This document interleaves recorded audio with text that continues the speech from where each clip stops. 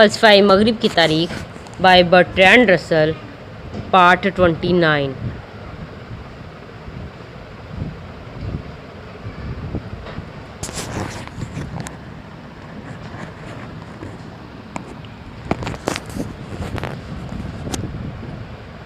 اگرچہ وہ ارسطو کا ہم اثر تھا، لیکن اس کے نظریے کا مزاج ارسطو کے بعد کے ہیلینی عہد سے مطابقت رکھتا ہے۔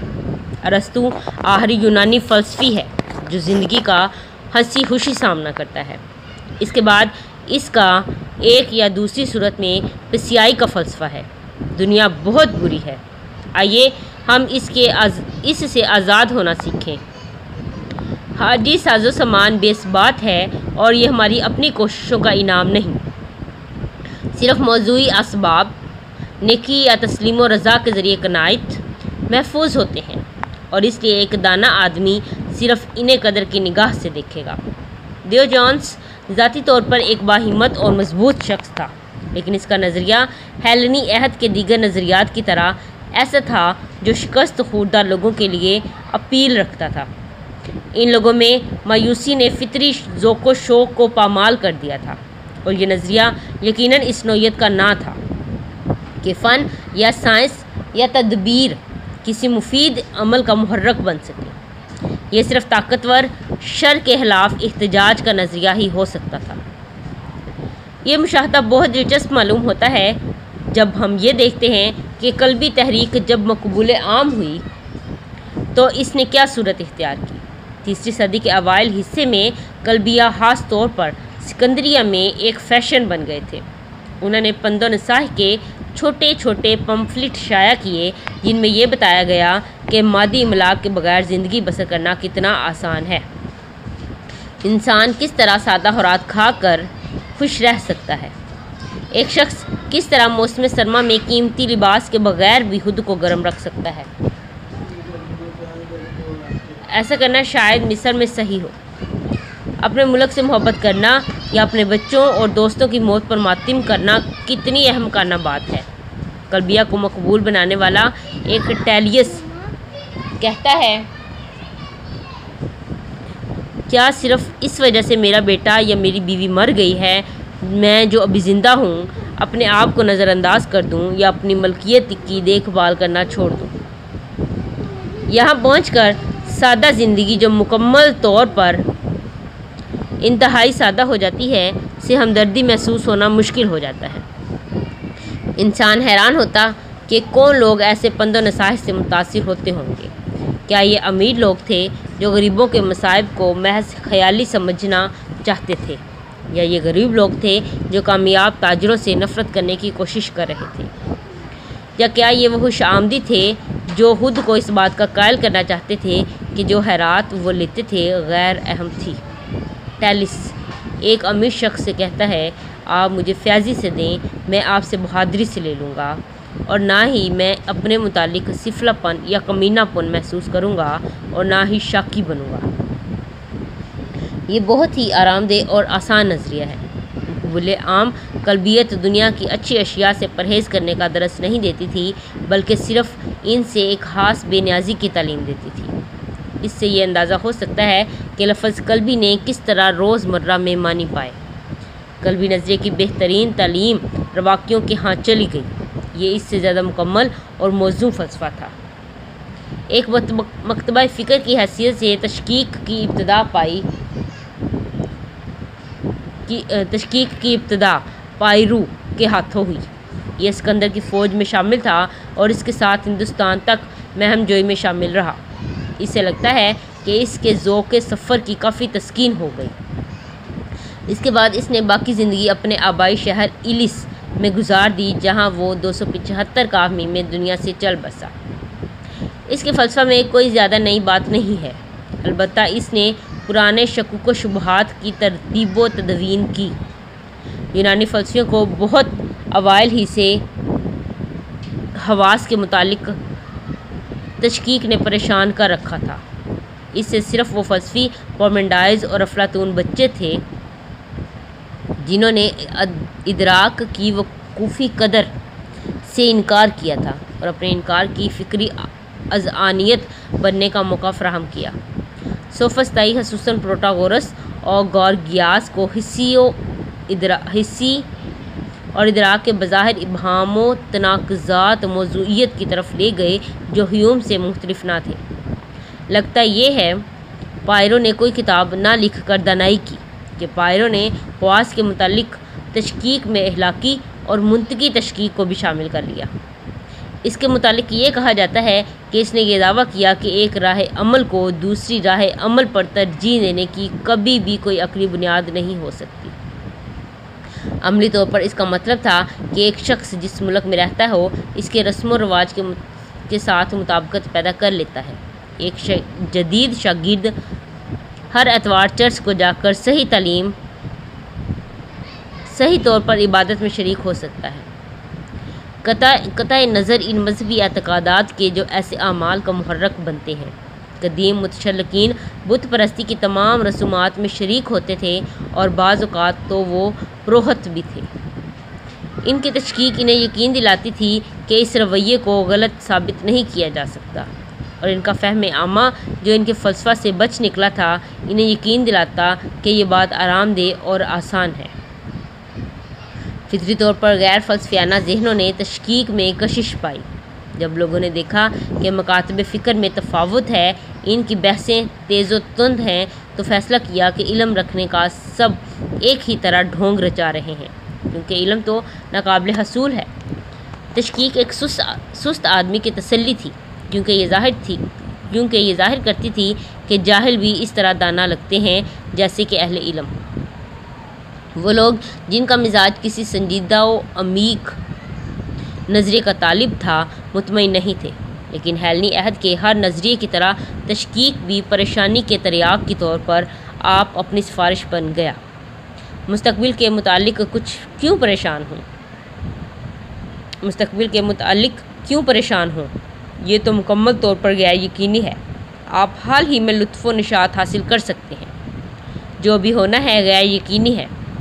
इन वजूहात के बायस तशकीक ने खूब कबूलियत हासिल की। यह अमर याद रहे कि बहैसियत एक फ़लसफ़ी तशकीक महज शक नहीं है, बल्कि एक अज़आनी शक कहा जा सकता है। एक साइंसदान कहता है, मेरे ख़याल में ये बात ऐसे है, लेकिन मुझे इसका यकीन नहीं है। फ़िक्री तजस्सुस रखने वाला एक शख्स कहता है, ये तो मैं नहीं जानता कि ये बात कैसी है, लेकिन मुझे उम्मीद है कि मैं तलाश कर लूँगा। एक फ़लसफ़ी मुतशल्लिक कहता है, कोई नहीं जानता है और कोई भी किसी सूरत नहीं जान सकता। अज़आनियत का ये वो अंसर है जो इस निज़ाम को काबिल मजरूह बनाता है। बिलाशुबा मुतशक्किन इससे इनकार करते हैं कि इनका ये दावा कि हसूल इल्म अज़आनी तौर पर नामुमकिन है, लेकिन इनके इनकारी दलाइल कायल नहीं करते। ताहम पायरो के शागिर्द टाइमन ने बाद ऐसे अक़ली दलाइल पेश किए जिनका यूनानी मुंतिक के नुक्ता नज़र से जवाब देना बहुत मुश्किल था। यूनानी सिर्फ़ इस्तेहराजी मुंतिक ही को तस्लीम करते थे, और तमाम इस्तेहराजी मुंतिक अक़लीदस की तरह इससे शुरू होती थी कि तमाम अमूमी असूल बदी ही हैं। टाइमन ने ऐसे असूल के दरियाफ़्त के इम्कान से इनकार किया। इसने हर बात को किसी और दूसरी बात से साबित करना ज़रूरी हो गया, और तमाम दलाइल एक ही दायरे में घूम फिर कर इसी जगह आएंगे या एक ऐसी गैर मुख्तनिम जंजीर में बंधे होंगे जो किसी शय के साथ नहीं लटक रही है। हर सूरत में कुछ भी साबित नहीं किया जा सकता। जैसा हम देख सकते हैं कि इस दलील ने अरस्तु के फ़लसफ़ा, जिसने कुरून वस्ता में गलबा पा रखा था, की जड़ को काट कर रख दिया। तशकीक की बात सूरतें ऐसी ही हैं जिनकी आजकल ऐसी लोग हमायत कर रहे हैं जो पूरी दुनिया में पूरी तरह मुतशक्किक नहीं हैं। ये सूरतें कदीम मुतशक्किन पर वारिद नहीं हुई थी। इन्हें मज़ाहिर पर शक नहीं था। वो इन कज़ियों के बारे में भी सवाल ना उठाते थे जो इनकी राय में सिर्फ़ इज़हार करते थे, लेकिन इन मज़ाहिर का आज हमें बिला वास्ता इल्म हासिल है। टाइमन के फ़लसफ़े का ज़्यादातर हिस्सा ज़ाया हो गया, लेकिन चंद एक टुकड़े बचे हैं जो इस मसले की वजाहत करते हैं। एक में लिखा है, मज़हर हमेशा सही होता है। दूसरी जगह लिखा है, ये दावा करे से इनकार करता हूँ कि शहद मीठा है। मैं ये ज़रूर मानता हूँ कि ये मीठा ज़ाहिर होता है। एक जदीद मुतशक्किक यूँ بات بیان کرے گا کہ مظہر محض وارد ہوتا ہے اور یہ صحیح یا غیر صحیح نہیں ہوتا ہے۔ جو صحیح یا غیر صحیح ہوتا ہے وہ لازماً اس کا بیان ہوتا ہے، اور کوئی بیان سٹیٹمنٹ مظہر کے ساتھ اتنا قریب ترین منسلک نہیں ہوتا کہ وہ ناقابل خطا ہو۔ یہی وجہ ہے کہ وہ یہ کہے گا کہ یہ بیان کے شہد میٹھا ظاہر ہوتا ہے، صرف انتہائی احتمالی ہے، کلی یقینی نہیں۔ بعض صورتوں میں ٹائمن کا نظریہ ہیوم کے نظریے سے مماثلت رکھتا ہے۔ اس کا کہنا تھا کہ کوئی ایسی شے جس کا کبھی مشاہدہ نہیں کیا گیا، مثلاً جواہر کا صحیح طور پر نتیجہ اخذ نہیں کیا جا سکتا، لیکن جب وہ مظاہر کا بارہا ایک ساتھ مشاہدہ کیا گیا ہو تو ایک کا دوسرے سے استخراج ہو سکتا ہے۔ ٹائمن اپنی طویل زندگی کے تمام آخری سالوں میں ایتھنز میں رہا۔ وہ 235 ق میں وہاں انتقال کر گیا۔ اس کی موت کے ساتھ ہی پائرو کا مکتب فکر مکتب کی حیثیت سے ختم ہو گیا، لیکن اس کے نظریات ترمیم شدہ صورت میں قبول کر لیے گئے۔ یہ بات عجیب معلوم ہوگی کہ ان تبدیل شدہ نظریات کو اس اکیڈمی نے اپنایا جو افلاطون کی روایت کی نمائندگی کرتی تھی۔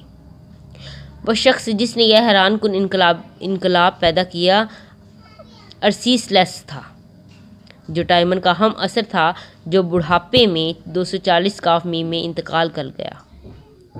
زیادہ تر لوگوں نے افلاطون سے جو کچھ لیا وہ فوق الحسی فکری دنیا کا عقیدہ اور فانی جسم پر لافانی روح کی برتری کا اعتقاد تھا، لیکن افلاطون کثیر الجہت فلسفی تھا اور بعض پہلوں میں تشکیک کی تعلیم دیتا۔ خیال کیا جا سکتا ہے کہ افلاطون کا سقراط کچھ نہ جاننے کا اعتراف کرتا ہے۔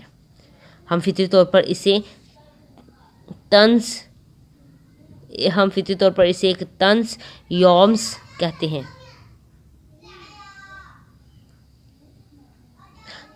ہم فطری طور پر اسے ایک طنز یا رمز سمجھتے ہیں، لیکن اسے سنجیدگی کے ساتھ ایسا لیا جا سکتا ہے۔ بہت سے مکالمات کسی مثبت نتیجہ پر نہیں پہنچتے اور ان کا مقصد قاری کو شک کی کیفیت میں چھوڑنا ہوتا ہے۔ بعض مثلاً پارمیڈائز کا آخری نصف حصہ یہ تاثر دیتا ہے کہ اس کے علاوہ کوئی مقصد نہیں کہ کسی سوال کے ہر پہلو کی سلیقہ مند گفتگو کے ساتھ ایک جیسی حمایت کی جا سکتی ہے۔ افلاطونی منطق کو ایک ذریعہ سمجھنے کی بجائے مقصد قرار دیا جا سکتا ہے۔ اگر اسے یوں لیا جائے تو یہ بذات خود تشکیک کی قابل تعریف حمایت ہے۔ یوں لگتا ہے کہ ارسطیشلس کا یہی طریقہ کار تھا جس سے وہ شخص کی ترجمانی کرتا تھا جس کی پیروی کرنے کا وہ اب بھی دعویٰ کرتا تھا۔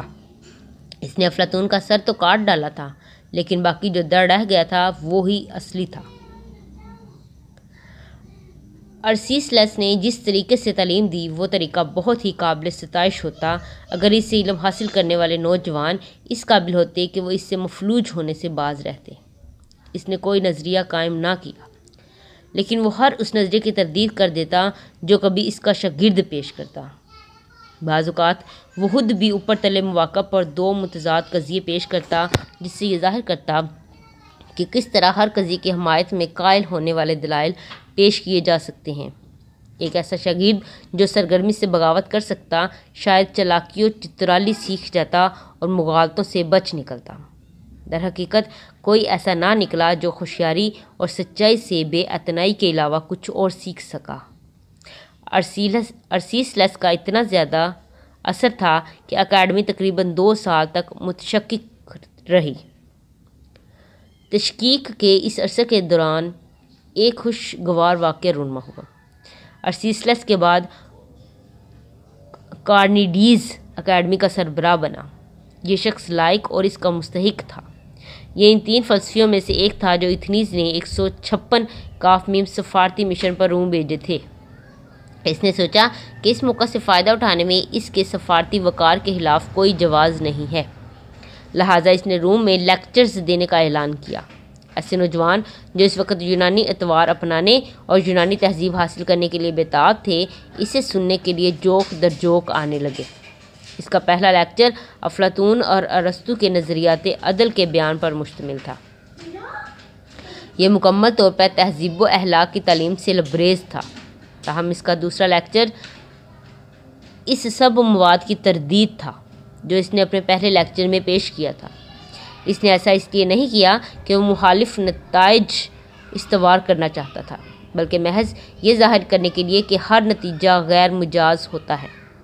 افلاطون کے سقراط کا یہ استدلال تھا کہ بے انصافی کو مسلط کرنے والا زیادہ گناہ کا مرتکب ہوتا ہے بنسبت اس کے جو اسے سہتا ہے۔ کارنیڈیز نے اپنے دوسرے لیکچر میں اپنے نقطۂ نظر کو تحقیر کے انداز میں پیش کیا۔ اس نے اس بات کی طرف اشارہ کیا کہ بڑی ریاستیں اپنے کمزور پڑوسیوں کے خلاف غیر منصفانہ حملوں سے بنی ہیں۔ روم میں اس سے انکار نہیں کیا جا سکتا، ایک ڈوبتے ہوئے جہاز میں شاید کسی دوسرے کمزور انسان کی قیمت پر اپنی جان بچا لیں، اور اگر آپ ایسا نہیں کرتے تو آپ احمق ہیں۔ اس کی سوچ ایسی لگتی تھی عورتیں اور بچے، پہلے والا اصول ذاتی بقا کے خلاف ہے۔ اگر ایک جنگ میں آپ کا گھوڑا مر گیا ہے لیکن آپ نے اپنے ہی زخمی ساتھی کا دوسرے گھوڑے کو پا لیا ہے اور اپنے فاتح دشمن کے سامنے سے آپ نے بھاگنا ہے، تو پھر آپ کیا کریں گے؟ اگر آپ سمجھدار ہیں تو آپ اپنے ساتھی کو کھینچ کر نیچے گرائیں گے اور اس کا گھوڑا چھین لیں گے، خواہ انصاف کچھ بھی حکم صادر کرتا ہو۔ افلاطون نے ایک برائے نام شاگرد کا یہ استدلال، جو کسی بھی تہذیبی یا اخلاقی نہیں تھا، حیران کن ہے، لیکن یوں لگتا ہے کہ اس سے جدید ذہن کے رومی نوجوانوں کو خوشی ہوئی۔ وہاں ایک شخص ایسا تھا جو اس سے خوش نہیں تھا۔ اس کا نام بزرگ کیٹو تھا۔ وہ کڑے، سخت، احمقانہ اور ظالمانہ اخلاقی ضابطے کی نمائندگی کرتا جس سے روم نے کارتھیج کو شکست دی تھی۔ اس نے جوانی سے بڑھاپے تک سادہ زندگی گزاری تھی۔ وہ الصبح اٹھتا، سخت دستی کام کرنے کی مشق کرتا، صرف روکھی سوکھی غذا کھاتا اور 100 پینس سے زیادہ قیمت کا بڑا کوٹ نہ پہنتا۔ ریاست کے متعلق وہ نہایت محتاط اور دیانتدار تھا۔ اس نے ہر طرح کی رشوت یا لوٹ مار سے پرہیز کیا۔ وہ دیگر رومیوں سے بھی ان اخلاقی اقدار کا طالب ہوتا جن پر خود عمل کرتا تھا۔ وہ کہتا تھا کہ کسی بدگماش سخت پر الزام لگانا اور اس کے درپے ہونا ہی وہ نیکی ہے جو ایک دیانتدار شخص کر سکتا ہے۔ جہاں تک ممکن ہوتا وہ پرانے سخت گیر رومی اطوار کی تاکید کرتا تھا۔ کیٹو نے ایک شخص مینیلیس، جو آئندہ سال ایک مشیر ہونے والا تھا، کو سینٹ سے باہر نکال دیا۔ اس کی وجہ صرف یہ تھی کہ اس نے دن کے وقت اپنی بیوی کو بہت ہی پیار کے ساتھ چوم لیا تھا، اور وہ بھی اپنی بیٹی کے سامنے۔ اس پر اسے برا بھلا کہتے ہوئے کیٹو نے کہا کہ اس کی بیوی نے اسے کبھی بھی چوما، لیکن صرف اس وقت جب گرج اور کڑک ہوتی۔ جب برسر اقتدار آیا تو اس نے تعیش اور دعوتیں ختم کر دیں۔ اس نے اپنی بیوی سے کہا کہ وہ نہ صرف اپنے بچوں کو اپنا دودھ پلائے بلکہ اس کے غلاموں کے بچوں کو بھی اپنا دودھ پلائے، تاکہ ایک ہی دودھ پر پلنے کی وجہ سے وہ شاید اس کے بچوں سے محبت کرنے لگیں۔ جب اس کے غلام اتنے بوڑھے ہو گئے کہ وہ کام نہیں کر سکتے تھے تو اس نے ندامت محسوس کیے بغیر انہیں فروخت کر دیا۔ وہ اس پر زور دیتا کہ اس کے غلام ہمیشہ کام کرتے رہیں یا سو جائیں۔ وہ اپنے غلاموں کو آپس میں لڑانے کی حوصلہ افزائی کرتا، کیونکہ وہ یہ پسند نہیں کرتا تھا کہ وہ آپس میں دوست بنے۔ جب کسی غلام سے کوئی سنگین غلطی ہوتی تو اپنے دوسرے غلاموں کو اندر بلا لیتا اور انہیں ترغیب کرتا کہ اس قصوروار کو مار مار کر قریب الموت بنا دے، اور پھر دوسروں کی موجودگی میں اسے خود موت کے گھاٹ سلا دیتا۔ کیٹو اور کارنیڈیز میں مکمل تضاد تھا۔ ایک اس اخلاق کے حوالے سے ظالم تھا جو نہایت ہی ظالمانہ اور سخت گیر تھا، اور دوسرا بھی اخلاق کے حوالے سے ہی پست اور رذیل تھا۔ اس کا اخلاق اتنا بے روک اور آزاد تھا کہ اس میں ہیلنی دنیا کے معاشرتی انتشار کی تعفن پائی جاتی تھی۔ جب سے نوجوانوں نے یونانی زبان کے مطالعہ کی ابتدا کی اور یہ روم میں پسندیدہ نگاہوں سے دیکھی جانے لگی، اسی وقت سے مارکس کیٹو نے اسے ناپسند کرنا شروع کر دیا۔ اسے یہ ڈر تھا کہ روم کے نوجوان جو علم اور خطابت کے خواہش مند ہو رہے تھے، وہ روم کی عسکری عظمت و شان کو بالکل ترک کر دیں گے۔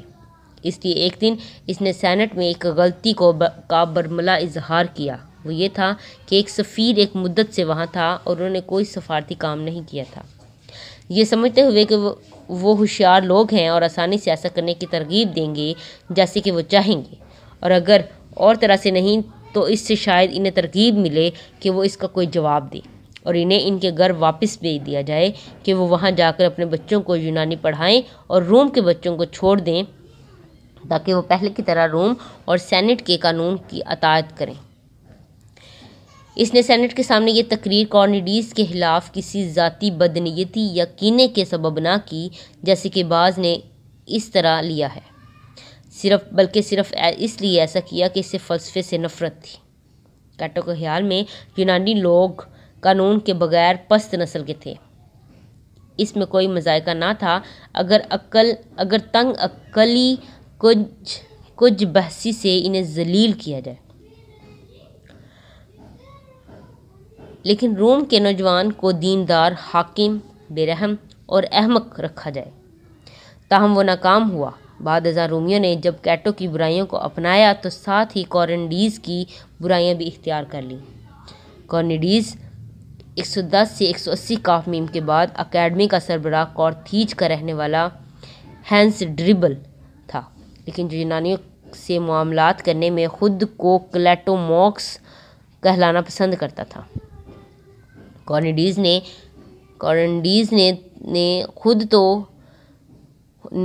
نے تو خود کو لیکچر دینے تک ہی محدود رکھا تھا، لیکن اس کے برعکس کلیٹوموکس نے 400 سے زائد کتابیں لکھیں جن میں سے بعض فنیکی زبان میں تھیں۔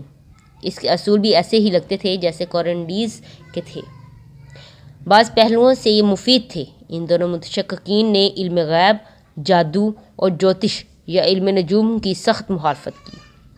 یہ سب ان دنوں بہت عام ہو رہے تھے۔ انہوں نے ایک تعمیری نظریے کی نشوونما کی جس کا تعلق احتمال کی درجہ بندی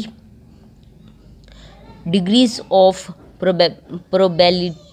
پروبیبلٹی سے تھا۔ اگرچہ ہم یقین محسوس کرنے میں تو حق بجانب نہیں ہو سکتے، لیکن بعض باتیں دوسری باتوں کی نسبت زیادہ سچی ہوتی ہیں۔ عمل میں ہمارا رہنما احتمال ہونا چاہیے، کیونکہ قرینِ عقل بات یہی ہے کہ ممکنہ مفروضات میں سے اس پر عمل کیا جائے جو سب سے زیادہ احتمالی مفروضہ ہو۔ یہ ایک ایسا نظریہ ہے جس پر سب سے زیادہ فلسفی متفق ہوں گے۔ بدنصیبی سے جن کتابوں میں یہ نظریہ پیش کیا گیا تو وہ ضائع ہو گئی ہیں، اور دو اشارات جو باقی رہ گئے ہیں اس سے کسی نظریے کو تعمیر کرنا مشکل ہے۔ کلیٹوموکس کے بعد یہ اکیڈمی متشکک نہ رہی۔ انیٹوکس جو 69 قاف میم میں مرا سے وقت سے عملی طور پر اس کے نظریات صدیوں تک رواقیوں کے نظریات سے ناقابل امتیاز ہو گئے، تاہم تشکیک ختم نہ ہوئی۔ اسے کریٹ کے رہنے والے انیسی ڈیمس نے دوبارہ زندہ کیا۔ وہ نوساس سے آیا تھا، جو ہمیں معلوم ہوا ہے شاید 2000 سال سے پہلے متشککین گزرے ہیں۔ وہ اوباش درباریوں کو اپنے شکوک سے اس طرح خوش کرتے کہ ان جانوروں کی مالکن میں الوہیت ہے یا نہیں۔ انیسی ڈیمس کے زمانے کا علم غیر یقینی ہے۔ اس نے کارنیڈیز کے بتائے ہوئے احتمالی نظریات ترک کر دیے اور تشکیک کی ابتدائی ترین صورتوں کی طرف لوٹ گیا۔ اس نے بہت اثر چھوڑا۔ دوسری صدی بعد مسیح طنز نگار لیوسن نے اس کی پیروی کی۔ اس کے کچھ ہی عرصہ بعد سیکسٹس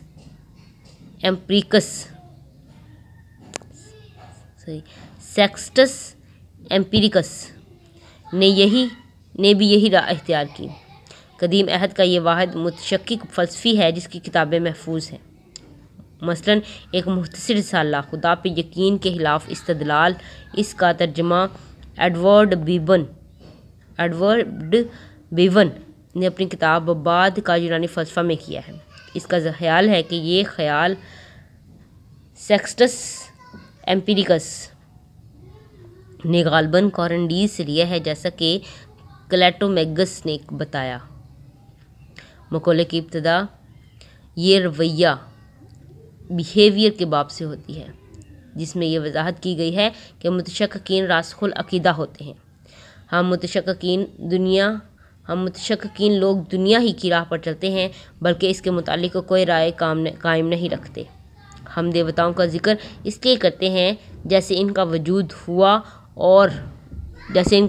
ہو اور ان دیوتاؤں کی پوجا بھی کرتے ہیں اور کہتے ہیں کہ یہ فضل سے نوازتے ہیں، لیکن ایسا کہتے ہوئے ہم کسی عقیدے کا اظہار نہیں کرتے اور ہٹ دھرموں کے اجڑ پن سے بچتے ہیں۔ اس کے بعد وہ یہ دلیل دیتا ہے کہ لوگ خدا کی ماہیت کے متعلق مختلف رائے رکھتے ہیں۔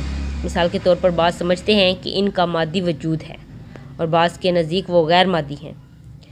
چونکہ ہمیں اس کا کوئی تجربہ نہیں، اس لیے ہم اس کی صفات نہیں جان سکتے۔ خدا کا وجود بدیہی ہی نہیں، اس لیے اس کے ثبوت کی ضرورت نہیں ہے۔ یہ ظاہر کرنے کے لیے کہ اس کا کوئی ثبوت نہیں، کچھ مبہم سا استدلال پیش کیا گیا ہے۔ اس کے بعد وہ مسئلہ شر لیتا ہے اور ان الفاظ پر ختم کرتا ہے: جنہیں خدا کے وجود پر یقین ہے وہ ایک بدعت سے نہیں بچ سکتے، کیونکہ اگر وہ کہتے ہیں کہ خدا ہر چیز پر قادر ہے تو وہ اسے شر کا خالق بھی قرار دیتے ہیں۔